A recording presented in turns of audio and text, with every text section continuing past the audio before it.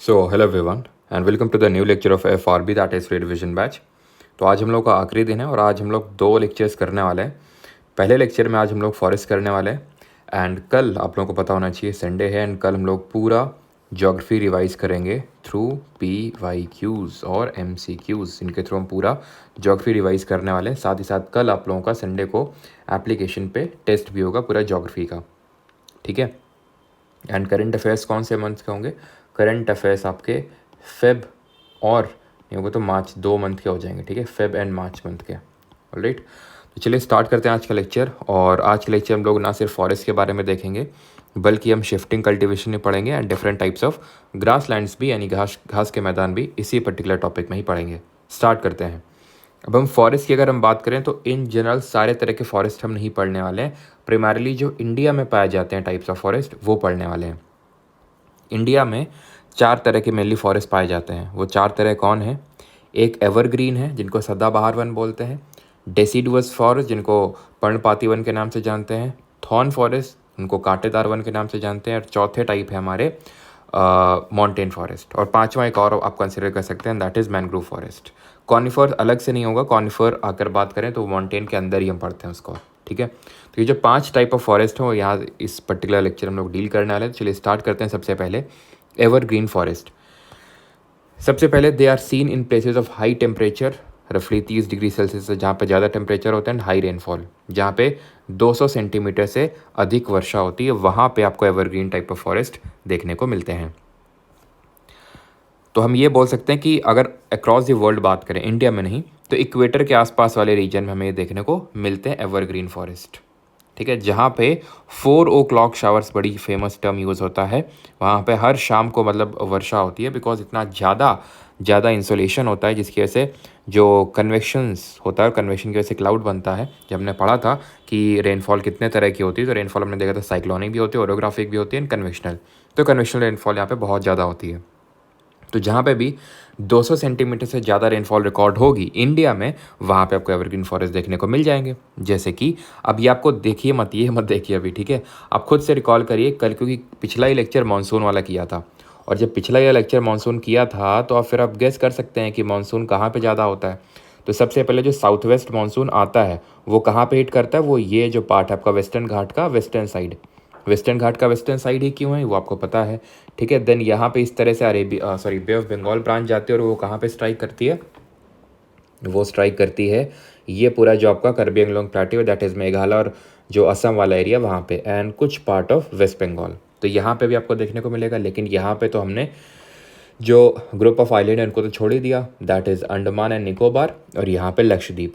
तो कहाँ कहाँ पे हैं एवरग्रीन फॉरेस्ट वो मैं आपको फिर से रिपीट कर देता हूँ। Western side of western Ghat यानी ये वाला, due to the orographic rainfall because ये विंडवर्ड साइड है, एंड बिकॉज ये लीवर्ड साइड है तो यहाँ पे आपको ये जो एवरग्रीन फॉरेस्ट है ये देखने को नहीं मिलेंगे। यहाँ पे moist deciduous type of forest देखने को मिलेंगे, अभी देखेंगे, ठीक है।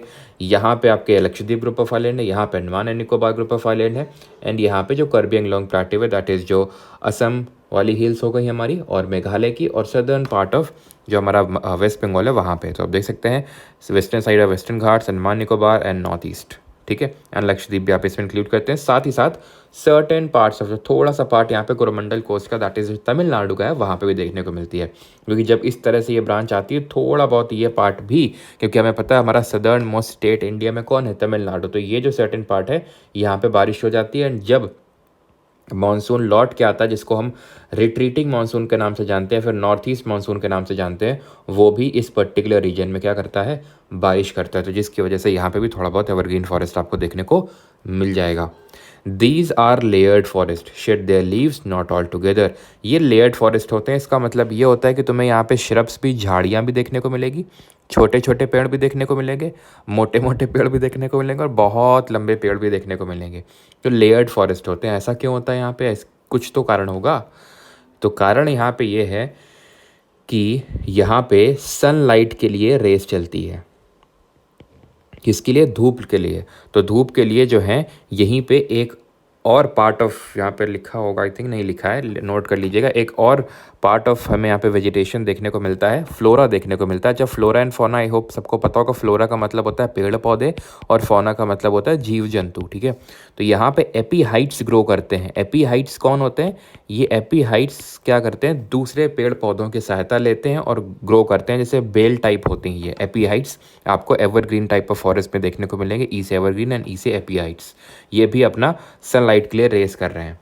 And because they do not shed, अब ये भी तो बात आती है एवरग्रीन फॉरेस्ट क्यों है, क्योंकि हमेशा ग्रीन रहते हैं, इसलिए बिल्कुल हमेशा ग्रीन रहते हैं इसीलिए एवरग्रीन बोलते हैं। लेकिन ऐसा नहीं कि हमेशा सारे ही प्लांट्स इसके ग्रीन रहते हैं। ये जो फॉरेस्ट होते हैं हमेशा ग्रीन अपीयर होते हैं। कैसे?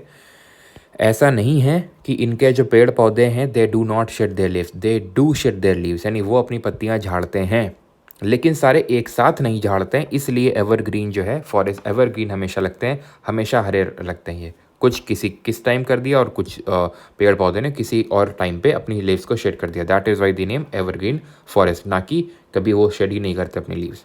हाईएस्ट बायोडाइवर्सिटी, यानी कि सबसे ज़्यादा जैव विविधता देखने को मिलती है यहीं पे। बायोडाइवर्सिटी डे कब हम सेलिब्रेट करते हैं, रिकॉल करिए, अभी बताता हूँ मैं, लेकिन खुद से रिकॉल करिए, बिकॉज कल ही मैंने आपको बताया है। कब होता है? 22 मई को। 22 मार्च को वाटर डे, 22 अप्रैल को अर्थ डे, 22 मई को जैव बायोडाइवर्सिटी डे, दैट इज़ जैव विविधता। बायोडाइवर्सिटी का मतलब ये होता है कि high amount of flora and fauna content आपको यहाँ पे देखने को मिलेगा, यानी कि डिफरेंट तरह के, बायोडाइवर्सिटी हाईएस्ट है इसका मतलब है डिफरेंट तरह का फ्लोरा, डिफरेंट तरह का फौना, और बहुत ही ज़्यादा मात्रा में आपको देखने को मिलेगा। अमेजॉन रेन फॉरेस्ट सबसे एकदम टिपिकल, सबसे बेस्ट एग्जाम्पल है एवरग्रीन फॉरेस्ट का, जो कि साउथ अमेरिका जो कॉन्टिनेंट है उसमें यहाँ पे आपको जो अमेजॉन रिवर का जो बेसिन है उसके अराउंड ये देखने को मिलते हैं, बिकॉज वो इक्वेटर के अराउंड स्थित है। इक्वेटर वहाँ से पास होती है और वहाँ पे आपको पता है कि हाईएस्ट अमाउंट ऑफ हमें इंसोलेशन देखने को मिलता है। वैसे ये थोड़ा सा डीप चीज़ है जो मैं बता रहा हूँ, लेकिन अगर मान लो कभी पूछा या फिर अगर आप कभी थोड़ा सिविल सर्विसेज या फिर स्टेट पीसेस की तरफ जाएँ तो एक चीज़ ध्यान रखिएगा कि जो highest amount of insolation receive होता है ना, वो इक्वेटर पर नहीं होता है, just about the equator and just below the equator होता है। रीज़न ये है कि यहाँ पे बहुत ज़्यादा क्लाउड का फॉर्मेशन हो जाता है, जिसकी वजह से इंसोलेशन आ नहीं पाता उतना। ऐसा नहीं कि आता नहीं है, ऑब्वियस बात आता है, तभी क्लाउड का फॉर्मेशन होता है। लेकिन हाईएस्ट अगर बात करें तो just about the tropics, just about the equator and just below the equator, ठीक है। तो अमेजॉन रेन फॉरेस्ट को हम लंग्स ऑफ द वर्ल्ड के नाम से भी जानते हैं। क्यों बोलते हैं इनको लंग्स ऑफ द वर्ल्ड या फिर लंग्स ऑफ द अर्थ? क्योंकि ये टोटल 6%, जितना भी ऑक्सीजन प्रोड्यूस होता है उसका 6% सिर्फ यही अकेले अमेजॉन रेन फॉरेस्ट ही करते हैं, ठीक है। आप देखते भी होंगे जो हमारे बेयर ग्रिल्स हैं वो यहीं पे खासकर जाते हैं इन्हीं जंगलों में, है ना, अमेजॉन रेन फॉरेस्ट में। Vegetation seen rosewood, ebony, mahogany, cinchona, एनी, एपीहाइट्स जिसके बारे में चर्चा कर रहा था। तो रोजवुड, एबनी, माहोगनी, सिंचोना, एनी, इस तरह के हमें पेड़ यहाँ पे देखने को मिलते हैं। ध्यान रखना सैंडलवुड नहीं है, सैंडलवुड आपको डेसिडुअस में देखने को मिलेगा। साथ ही साथ यहाँ पे आप एक और एग्जाम्पल नोट कर लीजिए, दैट इज़ रबर, ठीक है। Also known as desert covered by forest, इसलिए बोलते हैं बिकॉज यहाँ की जो सॉयल होती है उतनी ज़्यादा प्रोडक्टिव नहीं होती, उतनी ज़्यादा अच्छी नहीं होती, इसलिए इनको डेजर्ट कवर्ड बाई फॉरेस्ट के नाम से जानते हैं। उतना इंपॉर्टेंट पॉइंट नहीं है इस पर। एक बार यूपीएससी CAPF AC वाले पेपर में एक बार क्वेश्चन आई थिंक, हाँ उसी में ही एक स्टेटमेंट करके ऐसा बना हुआ था, लेकिन SSC में तो अभी तक मैंने इसमें कोई क्वेश्चन देखा नहीं है। ट्रॉपिकल डेसिडुअस फॉरेस्ट की अगर बात करें, उष्णकटिबंधीय पर्णपाती वन, तो ये वहाँ होते हैं जहाँ पे 70 से 200 सेंटीमीटर की रेनफॉल है। वो कहाँ पे हो रहे थे एवरग्रीन वाले, जहाँ 200 सेंटीमीटर से ज़्यादा हो रही थी रेनफॉल। ये 70 से 200 सेंटीमीटर, आप देख सकते हैं थोड़ा सा रेंज ज़्यादा है, तो इनको हम दो कैटेगरी में डिवाइड कर लेते हैं। एक वो जो 70 से 150 सेंटीमीटर के बीच में देखने को मिलते हैं, उनको ड्राई डेसिडुअस शुष्क पर्णपाती वन, एंड 150 से 200 सेंटीमीटर के बीच में मॉइस्ट डेसिडुअस बोलते हैं। There also known as monsoon forest, इनको मानसून फॉरेस्ट के नाम से इसलिए जानते हैं बिकॉज ये उन इलाकों में हमें देखने को मिलता है जहाँ पे मानसून प्रेवलेंट रहता है। दैट इज़ ये जो पूरा पार्ट हो गया पेनिनसुला प्लेट्यू का, प्रायद्वीपीय पठार का, वहाँ पे देखने को मिलते हैं। और इंडिया में सबसे ज़्यादा ये प्रीडोमिनेंट है, यानी सबसे ज़्यादा एरिया अगर कोई टाइप ऑफ फॉरेस्ट कवर करते हैं तो दीज आर डेसिडुअस। एवरग्रीन तो जैसे रहता है सिर्फ सर्टेन पार्ट्स में यहाँ पे और यहाँ पे देखने को मिलते हैं, बाकी ज़्यादातर जो एरिया है खासकर जो पेनिनसुला प्लेट्यू का पार्ट है वो कवर करते हैं tropical deciduous forest. They are seen in peninsula plateaus, north Indian plains में देखने को मिलते हैं। ट्रीज़ की अगर बात करें तो ड्राई डेसिडुअस में टेंडू, खैर एंड पलास, ठीक है। टेंडू लीव से ही जो बीड़ी बनती है वो टेंडू की लीव से ही बनती है। मॉइस्ट डेसिडुअस की अगर बात करें, शीशम, सागौन, सैंडलवुड, टीक एंड साल, ये आपको देखने को मिलेंगे कहाँ पे, मॉइस्ट डेसिडुअस में। अगर हम बात करें ड्राई डेसिडुअस और मॉइस्ट डेसिडुअस की कहाँ पाए जाते हैं इंडिया में अलग अलग, ठीक है, तो ज़्यादातर तो पार्ट कवर करते हैं डेसिडुअस, लेकिन पाए कहाँ पे जाते हैं, ड्राई और मॉइस्ट वाले। तो अगर हम मॉइस्ट की बात करें तो ये जो नॉर्थ ईस्टर्न इलाका है हमारा, या फिर जो ईस्टर्न जैसे आपका झारखंड, छत्तीसगढ़, ये जो इलाका है, उड़ीसा हो गया, यहाँ पे आपको देखने को मिलेंगे मॉइस्ट डेसिडुअस। और जो पेनिनसुलर प्लेट्यू है, पेनिनसुलर प्लेट्यू का जो रेनियर पार्ट है, वहाँ पे आपको ड्राई डेसिडुअस देखने को मिलते हैं। मॉइस्ट डेसिडुअस और भी आपको यहाँ पे जो ईस्टर्न साइड ऑफ वेस्टर्न घाट है, यहाँ पे भी आपको मॉइस्ट डेसिडुअस देखने को मिलेगा, ठीक है। एंड ड्राई डेसिडुअस जैसे होता है Rainier parts of peninsular plateau, और खासकर जो आपका यूपी बिहार वाला जो प्लेन है, वहाँ पे भी आपको ड्राई डेसिडुअस फॉरेस्ट ही देखने को मिलते हैं, ठीक। आगे बढ़ते हैं एंड आते हैं ट्रॉपिकल थॉर्न फॉरेस्ट। रेनफॉल जहाँ पे 50 से कम हो रही हो। मैं फिर से रिकॉल करवाता हूँ आपको, 200 सेंटीमीटर से ज़्यादा एवरग्रीन, ठीक है। 70 से लेके अगर 150 के बीच में है तो ड्राई डेसिडुअस, 150 से 200 है तो मॉइस्ट डेसिडुअस, ठीक है। एंड अगर 50 सेंटीमीटर से कम हो गया तो tropical thorn forest, that is कांटेदार वन। Thorns are modified form of leaves, जो लीव्स होती हैं उन्हीं का ही मॉडिफाइड फॉर्म होते हैं क्या, जो थॉर्न्स होते हैं, जो कांटे होते हैं। रीज़न ये है कि इनको वाटर लॉस को अवॉइड करना होता है, क्योंकि हमें पता होता है जो लीव्स होती है, हम लोगों ने बायोलॉजी में पढ़ा था, तो लीव्स के खासकर जो नीचे साइड होता है वहाँ पे पोर्स प्रेजेंट होता है, ठीक है, जिनको हम बोलते हैं stomatal opening, which are guarded by guard cells. तो यहाँ से एक्सचेंज ऑफ गैसेस भी होता है, साथ साथ यहाँ से वाटर लॉस भी होता है। तो अगर वैसे ही वाटर की कमी होती है, पहली वाटर की कमी है, और अगर वाटर लॉस हो गया तो फिर तो सर्वाइव ही नहीं कर पाएंगे प्लांट्स।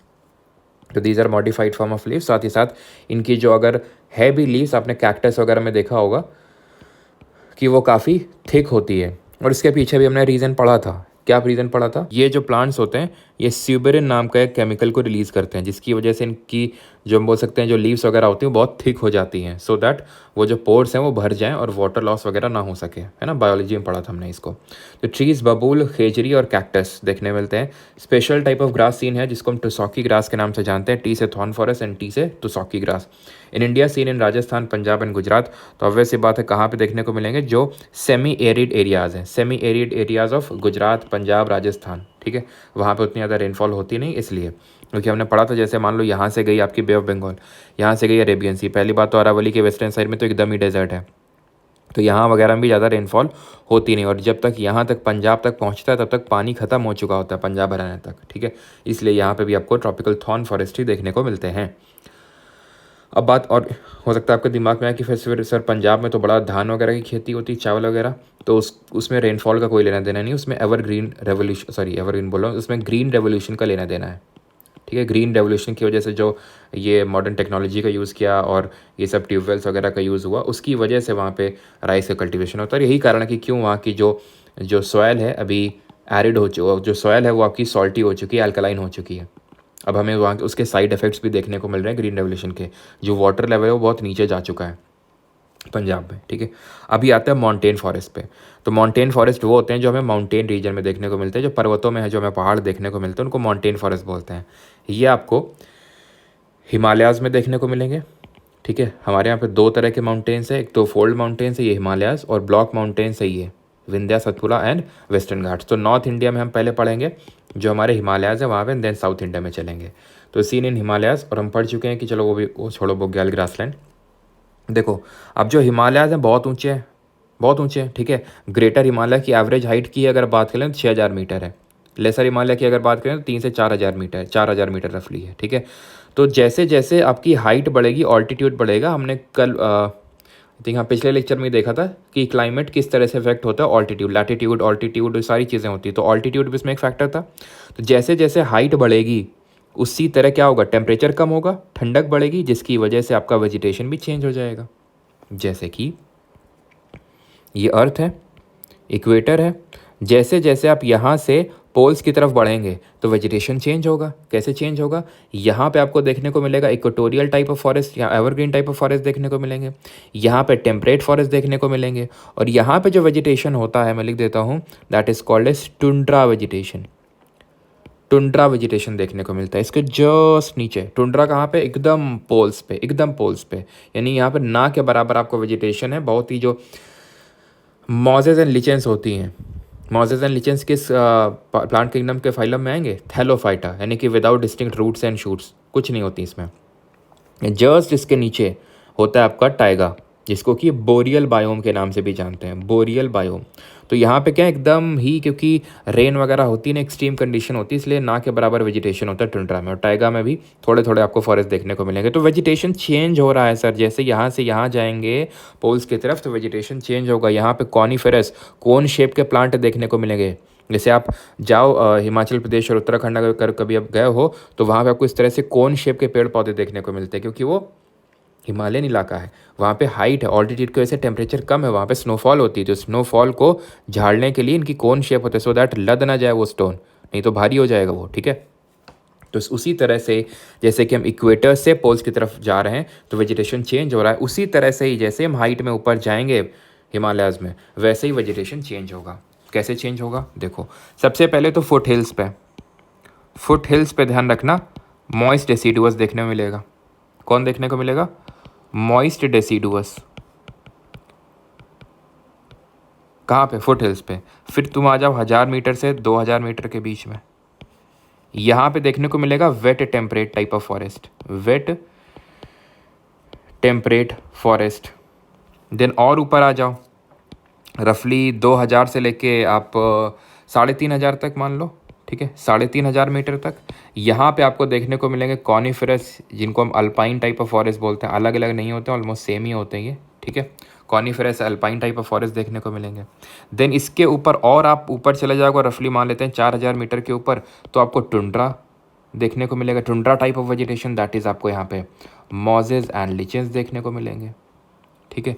यहाँ पे आपको ओक, चेस्टनट वगैरह देखने को मिलेगा, ओक, चेस्टनट, ठीक है। यहीं पे आपको जो सॉफ्टवुड ट्रीज़ हैं, जो कॉनिफेरस वगैरह फॉरेस्ट होते हैं, यहाँ पे आपको सॉफ्टवुड ट्रीज़ देखने को मिलते हैं, जिनसे आपकी मैच स्टिक वगैरह बनती है। जैसे कि यहाँ पे आपको रोडोडेंड्रॉन के जो पेड़ हैं वो देखने को मिलते हैं। और लिखा नहीं हुआ है, यहाँ पे लिख देता हूँ, यहाँ यहीं पे आपको जैसे चिर, ठीक है, पाइन, सिडार, ये देवदर है ना, देवदार के पेड़ आपको ये हिमाचल और उत्तराखंड वाले एरिया में देखने को मिलते हैं। ओक, चेस्टनट्स वगैरह जो कि ब्रॉड लीफ यानी कि चौड़े पत्ती के पेड़ होते हैं, ये आपको खासकर ईस्टर्न और नॉर्थ ईस्टर्न हिमालयाज में देखने को मिलेंगे। और पाइन से कुछ याद आया, कल ही करंट अफेयर्स में पढ़ाया था कि पाइन ट्रीज़ को उत्तराखंड में किस नाम से जानते हैं? पीरुल। पीरुल लाओ पैसे पाओ, ये स्कीम स्टार्ट हुई है उत्तराखंड में कि इनकी लीव्स लेके आओ और पैसे मिलेंगे उसके बदले। और उत्तराखंड में और क्या स्टार्ट हुआ? नक्षत्र सभा, एस्ट्रो टूरिज्म कैंपेन वहाँ पे स्टार्ट हुआ है। और क्या स्टार्ट हुआ है? ऑपरेशन मर्यादा वहाँ पे स्टार्ट हुआ है। और बम्बी बकेट जो हमने सस्पेंशन देखा था, वो भी वहीं फॉरेस्ट फायर को बुझाने के लिए यूज़ किया गया था। MI जो 15 V15 जो आपका हेलीकॉप्टर है उसका यूज़ करके, जो रशियन हेलीकॉप्टर है उसका यूज़ करके, बम्बी बकेट सस्पेंशन का यूज़ करके आग को वहाँ पे बुझाया गया था। तो नॉर्थ इंडिया का हमने देख लिया किस तरह से ट्रांजिशन हो रहा है। सबसे एकदम फुट हिल्स पे तो मॉइस्ट डेसिडुअस है, 1000 से 2000 मीटर वेट टेम्परेट, 2000 से 3500 रफली कॉनिफरस है, फिर अल्पाइन, 4000 मीटर से ऊपर टुंड्रा टाइप, जहाँ पे मॉजेस एंड लिचेंस वगैरह देखने मिलते हैं। Oak, chestnut, wet temperate, chir, pine, cedar, deodar, coniferous and alpines, solid. अब आते हैं साउथ इंडिया में। यहाँ पे एवरग्रीन फॉरेस्ट सीन है ड्यू टू रेनफॉल, वो तो हमने देख लिया। शोला सीन है ग्रासलैंड। देखो, इनके कंपैरिजन में, हिमालय कंपैरिजन में इनकी कुछ हाइट है क्या? नहीं है। यहाँ की हाईएस्ट पीक ही कौन सी है? अनाईमोडी, जिसकी हाइट कितनी है? 2695 मीटर, जो कि average height of middle Himalaya से भी कम है, ठीक। तो साउथ इंडिया के जो हमें वेस्टर्न घाट है उनमें उतना ज़्यादा ट्रांजिशन देखने को नहीं मिलेगा। तो किस तरह का यहाँ पे देखने को मिलेगा? यहाँ पे आपको देखने को मिलते हैं शोला, जो कि हमारे माउंटेन फॉरेस्ट होते हैं, फिर इनको ग्रासलैंड्स के नाम से भी जानते हैं। देखो, वैसे तो वेस्टर्न घाट्स के वेस्टर्न साइड में है, वेस्टर्न घाट के वेस्टर्न साइड में हमें यहाँ पे एवरग्रीन फॉरेस्ट देखने को मिलेगा, लेकिन थोड़ा सा हाइट में जाएंगे तो शोला देखने को मिलते हैं। Shola is a local term use for the grassland और टाइप ऑफ फॉरेस्ट जो यहाँ पे पाए जाते हैं।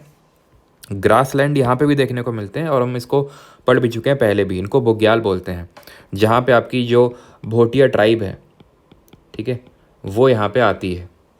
और भोटिया के अलावा आपकी बकरवाल जो है, बकरवाल्स, ठीक है, तो वो इन ग्रासलैंड्स का यूज़ करते हैं। तो ये हमें यहाँ पे भी देखने को मिलते हैं। तो वो शोला जो है, ये साउथ इंडिया के जो ग्रासलैंड या फिर जो फॉरेस्ट होते हैं उनको हम शोला के नाम से जानते हैं, ध्यान रखिएगा इस चीज़ को, ठीक है। एंड यही सेम टाइप ऑफ चीज़ हमें जो विंध्य और सतपुरा वैली है, विंध्य और सतपुरा रेंजेस है, वहाँ पे भी देखने को मिलता है, लेकिन बहुत ही कम मात्रा में।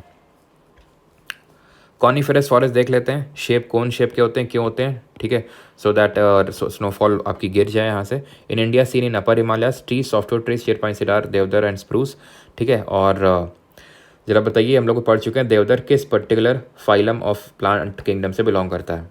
देवदास पी रहा है जिम में जाके, जिम्नोस्पर्म, है ना, जिम्नोस्पर्म। नेशनल फॉरेस्ट पॉलिसी 1952 में आई थी और एक 1988 में, लेकिन ये यहाँ क्यों लिखा हुआ है मुझे पता नहीं है, ठीक है, आगे इस वैसे तो लिखा होना चाहिए था। चिपको मूवमेंट 1978 में स्टार्ट हुआ था उत्तराखंड वाले रीजन में, लेड बाई सुंदरलाल बहुगुणा, है ना, जहाँ पे अगेंस्ट द डिफॉरेस्टेशन लोग चिपक गए। आपने देखा भी होगा पिक्चर, है ना, अपने स्कूल में पढ़ा भी होगा, लोग इस तरह से गले लगा रहे थे पेड़ को, सो दैट इनको कटिंग ना हो। फॉरेस्ट डे हम 21 मार्च को मनाते हैं। इंडिया फॉरेस्ट रिसर्च इंस्टीट्यूट कहाँ पे है, देहरादून उत्तराखंड में, इंडिया फॉरेस्ट रिसर्च इंस्टीट्यूट। अभी आते हैं किसमें, मैंग्रोव फॉरेस्ट, जो हमारे लास्ट टाइप ऑफ फॉरेस्ट है। इनको हम दलदली वन के नाम से जानते हैं, या फिर इन्हीं को ही हम लिटोरल स्वैम्प फॉरेस्ट के नाम से जानते हैं। लिटोरल स्वैम्प फॉरेस्ट दलदली इलाकों में पाए जाते हैं। अब दलदली इलाके कहाँ पे कंडीशंस जनरेट होंगी, जो भी हमारे कोस्ट्स हैं वहाँ पे। तो अलॉन्ग दी कोस्ट हमें मैंग्रोव फॉरेस्ट देखने को मिलते हैं। सबसे प्रोमिनेंट अगर आपको मैंग्रोव फॉरेस्ट देखने हैं, सुंदरबन डेल्टा। सुंदरबन डेल्टा के जो मैंग्रोव फॉरेस्ट हैं वहाँ पे आपको सुंदरी ट्री देखने को मिलते हैं, और इसी वजह से उस डेल्टा का नाम सुंदरबन डेल्टा पड़ा, है ना। और वहाँ पे आपको रॉयल बंगाल टाइगर भी काफ़ी देखने को मिलते हैं, ठीक है, जो सुंदरबन डेल्टा के मैंग्रोव फॉरेस्ट है वहाँ पे। इनको लिटोरल स्वैम्प के नाम से जानते हैं। कोस्टल एरियाज़ में देखने मिलते हैं। मोर इन सुंदरबन डेल्टा, सुंदरी ट्रीज, वो भी बता चुका हूँ, रीजन वेस्ट बंगाल है। दे आर कॉल्ड, अभी क्या है, लिविंग रूट्स। एक्चुअली होती क्या है कि इनकी रूट्स जो हैं पानी में डूबी हुई होती हैं, इनके क्योंकि पानी पूरा भरा होता है तो पानी में रूट्स डूबी हुई होती है, तो इनको ब्रीथ करने के लिए ऐसे ऐसे ऐसे ऊपर उठ जाती हैं। इन्हीं को बोलते हैं लिविंग रूट्स। और इसी पर्टिकुलर चीज़ को हम बोलते हैं न्यूमैटोफोर्स। ऐसी रूट्स को हम क्या बोलते हैं, pneumatophores. These are viviparous. Viviparous का मतलब होता है कि सीड्स जो होती हैं वो जर्मिनेट कर जाती हैं पेड़ में लगे लगे ही। इनको बोलते हैं मैंग्रोव फॉरेस्ट। समझ आई आपको चीज़। अब बढ़ते हैं आगे। और इंडिया में सबसे ज़्यादा मैंग्रोव फॉरेस्ट कवर कहाँ पे, अगेन वेस्ट बंगाल में, ठीक है। अभी आते हैं ग्रासलैंड, घास के मैदान। ये क्या होते हैं, ये वहाँ पे देखने मिलते हैं जहाँ बहुत ज़्यादा बारिश नहीं होती कि बड़े बड़े पेड़ हो जाएं, एकदम भी बारिश नहीं होती कि एकदम बंजर पड़ा है, थोड़ी बहुत बारिश होती है और वहाँ पे घास उग जाती है। तो अगर वो घास मिल रही है ट्रॉपिक्स में, दैट इज़ इट, जो टॉरिड जोन है, tropic of cancer, tropic of capricorn के बीच में, तो ट्रॉपिकल ग्रासलैंड। अगर मिल रही है ये आपका फ्रिजिड जोन के नीचे, मतलब कि हम बोल सकते हैं ये टेम्परेट इलाकों में, तो उनको हम टेम्परेट ग्रासलैंड्स बोलेंगे। अब तुम फ्रिजिड जोन में चले जाओगे, यानी 66.5 डिग्री नॉर्थ के ऊपर एंड 66.5 डिग्री साउथ के नीचे, दैट इज आर्कटिक और अंटार्कटिक सर्कल के ऊपर एंड नीचे, यहाँ पे तुमको कुछ ना मिलेगा, टुंड्रा और टाइगा देखने को मिलेगा, ठीक है। तो घास अगर देखनी तो तुम्हें ट्रॉपिकल और टेम्परेट। अब ट्रॉपिकल वाली जो घास होगी ट्रॉपिक्स में, क्योंकि थोड़ी सी बारिश ज़्यादा होती है ना, एज़ कम्पेयर टू टेम्परेट, क्योंकि इंसोलेशन ज़्यादा होता है वहाँ पे, इसलिए यहाँ पे थोड़ी बड़ी बड़ी घास देखने को मिलती है और उसको बोलते हैं एलिफेंट ग्रास। उतनी ज़्यादा न्यूट्रिशियस नहीं होती, उतनी ज़्यादा उसमें न्यूट्रिएंट्स नहीं होते हैं।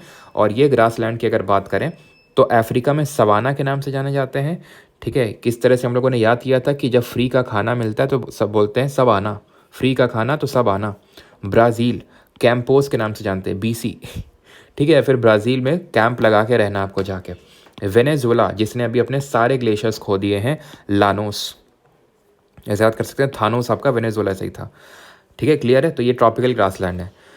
सब आना जफरी का होता है, कैंपोस, ब्राज़ील, लानोस, वेनेजुएला। अभी आते हैं टेम्परेट पे। स्मॉल ग्रास होती है लेकिन न्यूट्रिशियस होती है, अच्छी ग्रास होती है यहाँ पे, जैसे कि लिखा भी होगा, आई थिंक नहीं लिखा है क्या, अल्फ़ा ग्रास देखने को मिलती है यहाँ पे आपके, जो ये जो आपका अर्जेंटीना क्या होता है ना, पंपास, यहाँ पे आपको अल्फ़ा करके ग्रास है, जो न्यूट्रिशियस ग्रास है वो देखने को मिलती है यहाँ पे।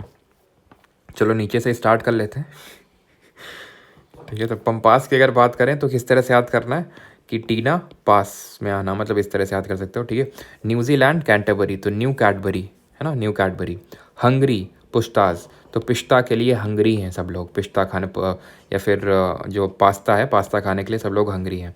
ऑस्ट्रेलिया डाउन्स, ऑस्ट्रेलिया देखो इंडिया के डाउन में पाया जाता है, यहाँ पे है ना, और इंडिया से अगर आपको ऑस्ट्रेलिया जाना है तो डाउन साइड में जाना होगा आपको। वेल्ड साउथ अफ्रीका में वेल्डिंग हो रही है, ठीक है। डिविलियर्स और फाफ डुप्लेसिस मिलके वेल्डिंग कर रहे हैं। स्टेपीज़ की अगर बात करें तो एशिया जो रीजन है या फिर जो यूरेशिया, एशिया और यूरोप यानी यूरेशिया वाला जो रीजन है along the Ural mountain range, वहाँ पे स्टेपीज़ के नाम से जाने जाते हैं। प्रेरीज के नाम से जाने जाते हैं नॉर्थ अमेरिका में, और इनको हम wheat granaries of the world के नाम से जानते हैं। ठीक है, wheat granaries of the world. ठीक है, wheat granaries of the world के नाम से जानते हैं किसको? प्रेरीज को। स्मॉल ग्रास बट न्यूट्रिशियस वो हो चुका है। ऑलराइट, तो ये हमारे टेम्परेट ग्रासलैंड्स। अभी आते हैं शिफ्टिंग कल्टीवेशन पे। ठीक है, शिफ्टिंग कल्टीवेशन होता क्या है? इसको हम स्लैश एंड बर्न एग्रीकल्चर के नाम से भी जानते हैं। इसमें होता क्या है, जैसे एक सर्टेन पार्ट ऑफ लैंड है, यहाँ पे बहुत ज़्यादा वेजिटेशन है। ठीक है, तो जो नोमैड्स होते हैं, जो हम बोल सकते हैं जो घुमंतु होते हैं, जो खासकर जो ट्राइब्स होती हैं, वो इस पार्ट ऑफ लैंड को कट करेंगी, पूरा इसको जला देंगी। ठीक है, सो दैट इसकी जो सॉइल है वो और न्यूट्रिशियस हो जाए, और इसमें खेती वगैरह करेंगे फीड करने के लिए खुद को। जब ये अपने सॉइल न्यूट्रिशन को खो देगा, उसके बाद ये अगेन शिफ्ट होंगे, दूसरी जगह जाएंगे, वहाँ पेड़ काटेंगे एंड वहाँ पे जला के। तो इसीलिए स्लैश का मतलब कटिंग एंड बर्न का मतलब जलाना। तो इसीलिए शिफ्ट हो रहे हैं एक जगह से दूसरी जगह, तो शिफ्टिंग कल्टिवेशन। एंड क्योंकि काट के जला रहे हैं तो slash and burn agriculture. Not good for the environment, causes deforestation and soil loses it's productivity. तो ऑब्वियस ये बात है, डिफॉरेस्टेशन तो हो ही रहा है और सॉइल अपनी प्रोडक्टिविटी भी खो देती है, बिकॉज इंटेंसिव फॉर्म में एग्रीकल्चर यहाँ पे होता है। अभी इसके डिफरेंट नेम्स हमें पता होने चाहिए। ये across the world different name से जाना जाता है। अक्रॉस द इंडिया, जो अपने आप में एक पूरा वर्ल्ड है ना, इंडिया इतना डाइवर्स कंट्री है, तो यहाँ पे भी डिफरेंट नेम से जाना जाता है। इंडोनेशिया में लड़ांग के नाम से जाना जाता है। याद कैसे रखना है, इंडो और पाक के बीच में लड़ाई होती रहती है। मेक्सिको, एम से मेक्सिको, एम से मिल्पा। श्रीलंका में लोग छेना खाने, इस तरह से हम लोगों ने याद किया था, सो दैट लोग गोरे हो सके। तो ठीक है, इस तरह से। तो श्रीलंका छेना। वियतनाम रे। ठीक है, रे नाम का एक लड़का है जो वहाँ पे रहता है। ब्राज़ील में किसी का रोका हो रहा है, या फिर ब्राज़ील में अगर तुम वहाँ जाओगे शिफ्टिंग कल्टीवेशन करने, तो तुम्हें रोक लिया जाएगा, क्योंकि वहाँ पे अभी हमने पढ़ा रेन फॉरेस्ट है, तो वहाँ पे शिफ्टिंग कल्टीवेशन में रोक लगी हुई है। वेनेजुएला कोनुको। अभी आते हैं क्रॉस इंडिया। तो नॉर्थ ईस्ट में झूम के नाम से जाना जाता है। याद कैसे रख सकते हैं कि नॉर्थ ईस्ट में इतने सारे स्टेट हैं, 7 सिस्टर्स हैं, है ना, तो झूम जाते हैं। जब लोग वहाँ पे जाते हैं तो झूम जाते हैं कि भाई कौन सा स्टेट कहाँ पे है, तो झूम। वेस्टर्न घाट में कुमारी। तो ऐसे याद किया था हम लोगों ने कि जो अक्षय कुमार है वो वेस्टर्न घाट में जो है क्या कर रहा है, उछल कूद मचा रहा है। ओडिशा में पामा डाबी और या फिर ब्रिंगा के नाम से जाना जाता है। तो आप ऐसे याद कर सकते हैं कि भाई कुछ भी, जैसे टीना डाबी है ना एंट्री वीडियोस देखे होंगे आपने, ग्रैंड एंट्री, रॉयल एंट्री। ठीक है, तो पामा डाबी इस तरह से याद कर सकते हैं कि वो उड़ीसा में पोस्टेड है। पेंडा पोडू आंध्र प्रदेश। तो आंध्र प्रदेश में हम पढ़ते हैं कुचिपुड़ी, क्लासिकल डांस है ना, सबने पढ़ा होगा। तो पूडी, पेडू, पेंडा ये सब कहाँ पे हैं? आंध्र प्रदेश में है। ठीक है, तो या फिर आंध्र प्रदेश के लोग जो है पेड़ा बहुत खाते हैं, इस तरह से भी आप इसको याद कर सकते हैं। छत्तीसगढ़ में इसको दीपा के नाम से जानते हैं, तो इस तरह से याद कर सकते। और बस्तर डिस्ट्रिक्ट में खासकर तो इस तरह से याद कर सकते हैं कि छत में बस्ता लेके दीपा मतलब कोई लड़की है वो गई, इस तरह से याद कर सकते हैं। वोल्त्रे राजस्थान। तो वलराज करके याद कर सकते हैं, बलराज जी। ठीक है, एक बंदा भी है बलराज करके, है ना, यूज़र नेम का, जो रोज़ कमेंट करता है, समझ गया होगा वो। ठीक है, कोरुआ की अगर बात करें झारखंड, तो किस तरह से याद किया था हम लोगों ने इसको कि खंड खंड। खंड का मतलब होता है टूट जाना कोई चीज़। तो जब कोई चीज़ टूट जाती है तो लोग रोते हैं, तो कुरुआ, है ना, तो कुरुआ के नाम से झारखंड में। एंड मध्य प्रदेश में इसको बेवर या दहिया के नाम से जानते हैं। तो इस तरह से याद करना कि मध्य में देवर जी बैठे हुए हैं, ऐसे करके कुछ भी, तो बेवर या फिर दहिया के नाम से इसको एमपी में जानते हैं। लेक्चर हो गया ख़त्म। अभी कैसे ख़त्म, India state of forest report तो बची हुई है। तो ये जो फॉरेस्ट रिपोर्ट है ये बाई ईनियल रिपोर्ट है। बाई ईनियल का मतलब है हर 2 साल में एक बार आती है। पिछली बार जो आई थी वो 2023 में आई थी। तो इसके अराउंड फॉरेस्ट कवर जो है वो दैट इज़ 21.7%, ट्री कवर है 2.9%, एंड जो फॉरेस्ट एंड ट्रीज़ है एंड ट्री कवर जो अब हो जाएगा आपका that is 24.62%। Alright, highest forest cover. और ये मतलब अंतर क्या होता है, मतलब कैनोपी का अंतर होता है कि अगर 10% से ज़्यादा कैनोपी, मतलब कैनोपी तो छाता तरह बनता है इस तरह से ऊपर फॉरेस्ट में, तो उसको फॉरेस्ट कवर बोलते हैं। अगर 10% से ज़्यादा है तो सिर्फ ट्रीज़ लगे हुए हैं but canopy is less than 10%, तो उसको ट्री कवर बोलते हैं। तो दोनों को मिला के ध्यान रखना, अलग अलग नहीं याद कर सकते तो मत याद रखना, लेकिन दोनों को मिला के याद रखना। फॉरेस्ट एंड ट्री कवर 24.62% है, लेकिन जो हमने टारगेट रखा है दैट इज़ 33% का हमने टारगेट रखा है, तो उससे काफ़ी अभी कम है। ठीक है, और एक चीज़ ध्यान रखना कि जो पहली रिपोर्ट आई थी वो 1987 में आई थी ये। ठीक है, India state of forest report. Clear, तो 33% का हमारा टारगेट है। और एक चीज़ अच्छा आप बताइए कि कौन से नंबर की हमारी फंडामेंटल ड्यूटी है जो एनवायरनमेंट प्रोटेक्शन की बात करती है। Highest forest cover area terms में सबसे ज़्यादा मध्य प्रदेश में है, देन सेकंड नंबर पे अरुणाचल प्रदेश में।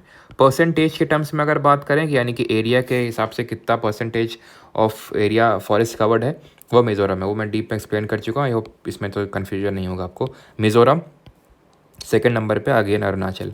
सबसे कम फॉरेस्ट कवर कहाँ पे है? हरियाणा में है। हाईएस्ट इंक्रीज़ कहाँ पे देखा गया? सबसे ज़्यादा इंक्रीज़ आंध्रा में, और सबसे ज़्यादा डिक्रीज़ कहाँ पे देखा गया? अरुणाचल में। दोनों ए से, ठीक है, आंध्रा एंड अरुणाचल। एंड अरुणाचल के बाद मणिपुर आपका, ठीक है। तो ये India state of forest report है जो कि आपको पता होनी चाहिए। तो यहाँ पे हमारा लेक्चर होता है फाइनली ख़त्म। मिलते हैं अगले एंड फाइनल लेक्चर में जहाँ पे हम सॉइल टॉपिक एंड साथ ही साथ जो नेशनल पार्क वगैरह हैं वो देखने वाले हैं उस लेक्चर में। Right, thank you. एंड इस पर्टिकुलर लेक्चर का आपको माइंड मैप का जो PDF है वो परमार SSC टेलीग्राम पे मिल जाएगा, जिसका लिंक डिस्क्रिप्शन में दिया हुआ है, तो वहाँ से आप उसको डाउनलोड कर सकते हैं। Thank you.